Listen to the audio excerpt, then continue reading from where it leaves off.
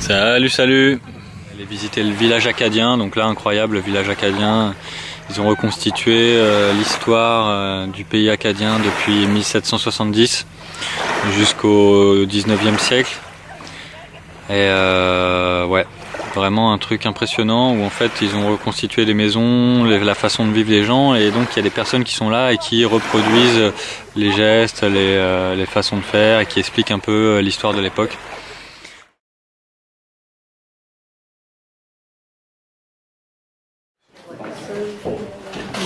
Ici, c'est quoi la maison ici? La maison Martin, c'est la plus vieille maison du site. Ah, c'est la plus vieille maison du site. Date de 1773. 1773. En 1770, M. Martin est arrivé dans la région Fredericton. Je ne joue pas, j'interprète. Ouais. J'explique aux gens ce que je sais de l'époque. Je peux pas, ce serait pas honnête d'essayer de jouer, à moins qu'on le fait à l'occasion, là, les petites scénettes qu'on prépare. À part de ça, tous les gens qui sont dans les maisons ne jouent pas, ils sont des interprètes, et on interprète la maison. Puis, des fois, c'est sûr qu'on peut se laisser aller certaines passions à cause d'événements qui se sont produits, et des choses comme ça. Mais pour ça, on essaie de rester le plus possible à l'intérieur du contexte historique. Pas faire partie, parce que moi je ne fais pas partie de l'histoire finalement, je suis là pour la dire. D'accord. Vous venez de France? Oui. Ouais. Donc, après la déportation, les Acadiens vont s'installer dans un village qu'ils appellent Écoupag. C'est pas Fredericton, c'est un peu plus à l'ouest. Puis, ils vont vivre là assez bien jusqu'en 1784, quand on va fonder la province du Nouveau-Brunswick. Donc, on ne veut pas créer une colonie en Acadie. On ne veut pas céder le territoire. Parce que quand on est là, on peut contrôler le commerce puis les pêches du coin. Ah oui. Ça fait que les Français, eux, c'est pour ça qu'ils le veulent aussi. Ils ne veulent pas le coloniser. Les Français ne veulent pas coloniser l'Acadie. Pas au départ, en tout cas en 1604. Ils vont seulement commencer en 1635. Il y a un gouverneur qui dit qu'il va amener 500 personnes pour coloniser l'Acadie. En fin de compte, il va en amener environ 300. C'est ça. Donc, à chaque fois qu'il y a une guerre en Europe, l'Acadie change de main. Selon ceux qui gagnent. Donc, les 2 tiers du temps, c'est les Français. Un tiers du temps, c'est les Anglais. Donc, les Anglais n'ont jamais essayé de coloniser, sauf en 1629, pour fonder la New Scotland, qui va devenir la Nova Scotia. Nouvelle-Écosse. Nouvelle-Écosse. Donc, en 1713, le roi de France perd pour de bon l'Acadie. Il l'échange contre Madras en Inde. Ah bon? Donc, ils vont perdre Madras aussi. Les Français plus tard aussi. Ils vont perdre pas mal de leurs chemises et tout. Là. Ils vont garder... quand on négocie, on va préférer garder la Martinique, Saint-Domingue, la Guadeloupe que l'Acadie. Mais on maintient toujours la Nouvelle-France. Donc, on fait une petit effort de colonisation du côté du Québec. Les Anglais, eux, ils se débarrassent de ceux qui ne veulent pas. Donc, tous les protestants, les catholiques vont fonder le Maryland, et ainsi de suite. Donc, là, on envoie comment ça s'appelle, les pèlerins. Là. Et en 1608, le bateau Mayflower débarque. Ils vont envoyer les Quakers, ils vont envoyer toutes sortes de dénominations religieuses parce que ils les préfèrent là-bas qu'en Angleterre. Ils dérangent finalement. Donc, tandis qu'en France, jusqu'en 1685, avec la révocation des Édits de Nantes, il y a une paix sociale. Donc les gens ne sont pas intéressés à s'en aller. Le Québec va être très peu peuplé, puis l'Acadie encore moins. Donc en 1713, ça passe aux Anglais. Puis la population qui reste sur place, c'est les quelques milliers d'Acadiens, 3 milliers environ, qui sont là depuis 1635 à se reproduire. Qui ont fait la descendance des Acadiens d'aujourd'hui, donc vient de ce peuple-là. On est à peu près 150 familles. Bonjour. Et donc, c'était à l'époque, il y avait des guerres avec les Iroquois. C'était les Iroquois qu'il y avait dans le coin? Les Iroquois au début du régime français. Ouais. Mais ils vont être mis à leur place par les Français. Ah oui. Qui vont les attaquer, puis détruire leur village, ils vont les attaquer à coups de mousquet. Ils vont faire venir un régiment, Carignan-Salière qu'on appelle, puis ils vont se rendre directement sur... Parce que les Iroquois ne sont pas des nomades, c'est des sédentaires. Ah, c'était des sédentaires aussi. Donc ils sont comme les Hurons. Donc ils ont des villages qui sont... Ouais, ils sont établis, ils savent qu'ils sont là. Avec des champs de maïs et tout ça, donc les Français vont tout détruire. Donc, d'accord. Les Iroquois vont être obligés de... Et est-ce qu'ils vont utiliser peut-être les emplacements des villages des Iroquois pour refaire des villages ou non, ça n'a rien à voir, non. Juste ils font des raids. Ils font des raids pour être sûr qu'ils ne se feront pas embêter plus tard, quoi. Ah, c'est fou. Ils sont parvenus. Parce qu'il y en a la moitié qui sont morts. Vous allez voir, on va revenir. Mais ils ont été déportés où, vers le Québec ou... Non. La Louisiane, entre autres. Ah, Louisiane. Non, ils n'ont pas été déportés en Louisiane, ils n'ont pas été déportés au Québec, ils ont été déportés en France dans la dernière phase de la guerre, parce qu'on ne les acceptait plus aux États-Unis. La première vague de déportation, on a mis 5000 personnes dans des bateaux, on les a apportés à coup de 1500 vers les 13 colonies américaines. D'accord. Ensuite, on a mis un autre 1000 qu'on a envoyé vers la Virginie, qui les a refusés. Parce qu'elle n'avait pas eu assez. Donc, eux ont été envoyés en Angleterre. Ils ont passé de 1756 à aller jusqu'à 1764 en prison. Donc, ils étaient 1100 quand ils sont arrivés, puis ils étaient 600 quand ils sont sortis. Donc, ça, c'est un exemple. Mais les Acadiens qui ont été déportés vers les États-Unis, en 1765, ils vont avoir la permission du gouverneur Murray du Québec de revenir. Mais c'est surtout ceux qui sont dans le nord qui vont revenir.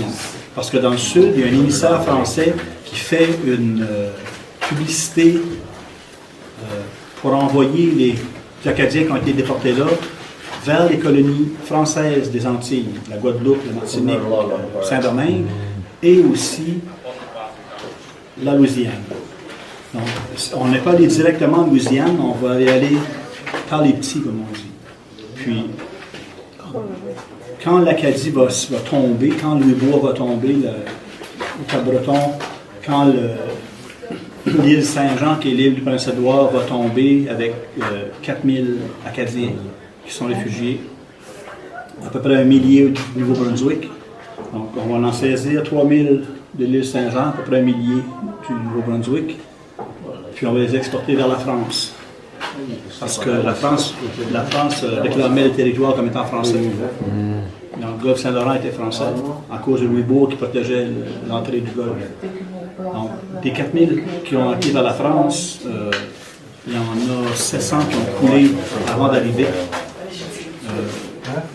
Donc, ça veut dire qu'on est rendu à 3300. Puis de ce nombre-là, il y a certains bateaux qui sont partis avec de l'eau de mauvaise qualité. Il y a certains bateaux qui sont partis avec des équipages qui étaient corrompus, donc qui volaient ce que les Acadiens pouvaient apporter, ce qu'ils pouvaient porter. Donc, qui volaient les biens des Acadiens. On jetait les cadavres par-dessus bord, surtout des enfants, surtout des... Donc, quand on arrivait à destination, on avait la moitié de ce qui était parti. Donc, grosso modo, les 4000 qui sont partis vers la France, il y en a peut-être 2000 qui sont arrivés. Puis en 1785, les Acadiens ne peuvent pas vivre là. Vous avez vu comment on vit ici? C'est très différent de comment vous vivez là-bas. Nous autres, on peut prendre le bois, comme on dit. Il n'y a pas de... C'est beaucoup plus libre, la nature, ainsi de suite.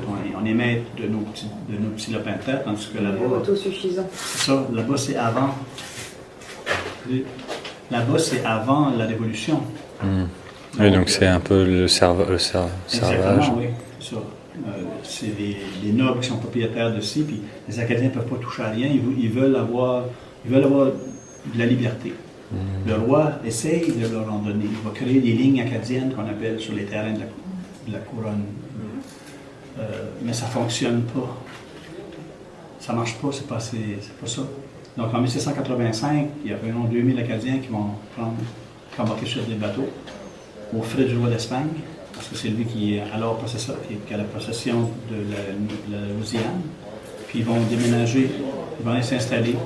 C'est pas toutes des lignées acadiennes, mais tous ceux qui veulent aller s'installer en Louisiane montent sur ces bateaux-là. Puis pour la plupart d'entre eux, ils vont avoir 2 esclaves avec eux. Donc on les nantit assez pour qu'ils puissent bien réussir leur retour en Amérique. Il y a environ une centaine d'Acadiens qui vont revenir avec le Robin. Vous allez voir plus loin les Robins qui faisaient le commerce avec les Acadiens, qui achetaient la morue comme des produits, comme des marchandises. Eux autres vont ramener une centaine d'Acadiens de l'Europe pour les installer dans la Gaspésie, le nord du Nouveau-Brunswick. La famille Robichaud de Chupagan est originaire de ça. Ils ont fait le détour aux autres par la France. Puis il y a beaucoup de personnes qui sont déportées qui ne reviendront pas parce qu'ils sont trop vieux, parce qu'ils ne veulent plus vivre ça. Ils ont connu une traversée, ils ne veulent pas en avoir une deuxième. En 1785, ça fait déjà 30 ans. 25-30 ans que la déportation a eu lieu, donc ils les convainquent en les lotissant comme il faut. C'est ça. Puis il y a quand même des Acadiens qui vont rester aux États-Unis, qui ont été bien reçus, au Maryland par exemple, en Caroline du Sud. À d'autres endroits, ils sont traités comme des criminels, enfermés, pas le droit de se déplacer. Et donc ceux qui ont créé la descendance des Acadiens maintenant, c'est ceux qui n'ont pas été déportés ou qui sont revenus après? Ben, c'est surtout des qui n'ont pas été déportés, mais ça ne veut pas dire qu'ils n'ont pas été emprisonnés. À la fin de la guerre, après le traité de Paris, en 1764, les prisons se vident. En 1762, à Halifax, on craint beaucoup, il y a on pourrait dire une armada. Il y a une grosse flotte française qui s'en vient pour reprendre le Canada. Une cinquantaine de navires. Là, on a perdu le Canada. Ils n'avaient jamais perdu Québec avant. Là. Donc ils veulent reprendre Québec. Malheureusement, ils veulent arriver la même chose qu'à l'armada espagnole. Une tempête. Donc des vaisseaux démembrés, puis ainsi de suite. Donc ils ont de la misère à se rendre. Je pense même qu'ils vont tourner de bord. Donc, mais les Anglais ont vent de ce. Donc, ils ont 1200 Acadiens emprisonnés à l'île George dans les prisons. Donc, ils les réunissent tous, puis ils les mettent sur des bateaux, puis ils les déportent vers le Massachusetts. Sauf que Massachusetts refuse de les avoir, parce que ça leur a donné trop de problèmes la première fois. Problème de maladie, problème de justice, problème de ci, problème de ça. Donc, c'est la dernière tentative de déportation. Puis parmi ceux-là, je suis presque certain qu'un de mes ancêtres, Olivier Blanchard, était dans ce groupe-là. Parce qu'il est sorti de Halifax, il est passé par Arishac, voir les Robins. Il était capitaine de bateau. Puis il est passé par l'île Saint-Jean, où mon ancêtre a fait connaissance de sa fille, Marguerite. Puis ils sont venus s'installer à Caraquet. Ils ont eu une concession en 1784. Donc la majorité des Acadiens, c'est ça. Ils reviennent. Ils sont revenus, quoi, c'est fou ça. Ils reviennent de pas loin, par exemple. La plupart reviennent de pas loin. Puis la plupart aussi, ils savent que la Nouvelle-Écosse ne veut pas beaucoup savoir ce qui est arrivé avec les Loyalistes ici. Beaucoup d'Acadiens craignent quand même d'être sur le territoire de l'Acadie ou de la Nouvelle-Écosse, parce que c'est la Nouvelle-Écosse qui les a déportés. Ils préfèrent aller vers le Québec. En tout, il y a à peu près 3000 Acadiens qui vont s'installer là. C'est ça qu'ils... D'accord. C'est ça qui est ça. Les Acadiens, c'est les Français. Pour forcer les Acadiens de Beaubassin à s'installer de l'autre côté du Fort Beauséjour, du côté français. Côté Québec alors? Non, français. Quand je dis qu'on déportait en France, c'est parce que le territoire était considéré comme français. Ah, d'accord. La France, elle disait que l'Acadie se limitait à la péninsule de la Nouvelle-Écosse. Donc le Cap-Breton, c'était l'île Royale. On a conçu Louisbourg, ça c'était français. Ça n'a jamais été donné avant la conquête. Puis l'île Saint-Jean, l'intérieur du golfe Saint-Laurent aussi. Donc forcément, la côte est du Nouveau-Brunswick, la baie des Chaleurs aussi, faisait partie de l'Acadie, mais française. Elle n'a pas été remise. le sud du Nouveau-Brunswick, les Français prétendaient que c'était pas l'Acadie traditionnelle. Donc, ces régions-là, on a construit un fort ici, un fort là. Puis on a envoyé des missionnaires. Les Acadiens étaient catholiques, donc ils avaient besoin de prêtres français. Puis les prêtres, eux, ben, comme l'abbé de Loutre, excitaient les Indiens contre la... Puis aussitôt qu'il y avait un conflit, ben, ils levaient des armées d'Indiens pour attaquer les Anglais. Les Anglais. Puis nous autres, on essayait de rester neutres là-dedans, mais c'est pas tout le monde qui réussissait. C'est pas évident. C'était tous des Iroquois, alors, les Indiens là? Non, c'était des Malécites, des Micmacs.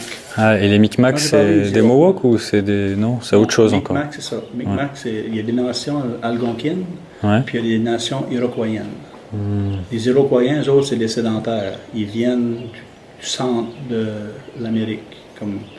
Ils sont peut-être partis, je ne sais pas, un exemple. Ils sont partis du Texas, eux. D'accord. Ils ont leur culture est plus proche du Maya. Donc, ils sont très différents des autres. Ils sont plus évolués au niveau de société. Social. Ils ont ils appellent ça des long houses, des très grosses maisons faites en Écosse. Puis, ils sont sédentaires. Puis ils sont très revendicateurs. Donc, ils sont en conflit. Étant donné qu'ils vont se déplacer à travers l'Amérique, ben, ils vont rentrer dans les autres. Sur les territoires des autres peuples. C'est ça. Puis il y a les Algonquins, la grande famille algonquine, qui part des Sioux jusqu'à Hurons. Micmac. Les Hurons aussi. Les Hurons sont des Iroquois aussi. Ah, les Hurons, c'est des Iroquois? Oui. Ah, je ne savais pas. Donc, c'est ça que le problème, c'est que les Iroquois, ils vont avancer sur le territoire, ils vont être rendus à Gaspé. Le mot Canada, c'est un mot iroquois. Puis Hochelaga, c'est un mot iroquois. Donc, les Iroquois, ils sont... Quand Jacques Cartier arrive, les Iroquois sont sur le Saint-Laurent. Quand ce qui revient, ils ne sont plus là. Ils ont été repoussés par les Inuits, les montagnais qu'on appelle, par les Abénakis, par les Micmacs, par les Malécites, par toutes les nations qui sont des cousins, si on veut, là, des peuples algonquins. Eux, c'est tous des nomades alors? C'est ça, chasseurs nomades. Ouais. Chasseurs. Puis, c'est ça qui arrive là. Comme je disais au début, jusqu'à 1650, les Malécites et les Micmacs se chicanaient ensemble. Il y avait des sujets de discorde. Des fois de la petite guerre entre les deux, mais quand les Iroquois ont commencé à envahir leur territoire, ben, ils se sont unis contre les Iroquois. Oui. C'est ça. Puis là, ben, ils sont restés amis jusqu'à aujourd'hui. D'accord. C'est ça. Les Iroquois, eux, ben, ils peuplent le sud du Québec. Ils ont des réserves qu'on appelle le Route-Bout, des Premières Nations au sud de Montréal, puis aussi à la frontière entre le Québec et l'État de New York, puis dans l'État de New York aussi. D'accord. Mais ils étaient surtout les amis des Anglais et non des Américains. C'est une chose à prendre en considération. Ok. Merci. Merci beaucoup. On pourrait parler toute la nuit. Hein? Ah bah oui. Au revoir. Merci beaucoup. Au revoir. Au revoir.